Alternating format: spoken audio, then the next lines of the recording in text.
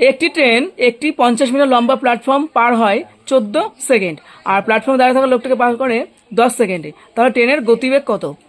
তাহলে এই ধরনের অঙ্ক করতে গেলে আমাকে প্রথমে ট্রেনের দৈর্ঘ্য ধরে নিতে হবে। ট্রেনের দৈর্ঘ্য ধরে নিলাম এক্স। এবার ট্রেনে দাঁড়িয়ে থাকা, প্ল্যাটফর্মে দাঁড়িয়ে থাকা লোকটাকে অতিক্রম করা মানে কি? ট্রেনের দৈর্ঘ্য অতিক্রম করা। তাহলে 10 সেকেন্ডে যদি এক্স যায়, একে কত? X by 10।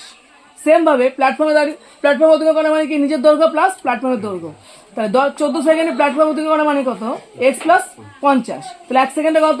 X plus 50 by 14। তো দুটোই আমি 1 সেকেন্ড করে পেয়ে গেলাম। তো দুটো সমান করে আমি এখান থেকে এক্স মান বের করবো। এক্স মান বের করতে পারলে আমার ট্রেনের দৈর্ঘ্য বেরিয়ে যাবে।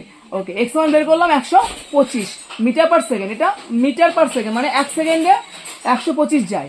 তাহলে 1 সেকেন্ডে যদি 125 যায়, তাহলে আমাকে ঘন্টায় গতিবেগ করতে গেলে 36 সেকেন্ডে করতে, মানে ঘন্টায় করতে হবে। তো 36 কত? 125 গুণ 3600। ওকে, 125 গুণ 3600 করলে তোমার হয়ে যাবে 45,000 মিটার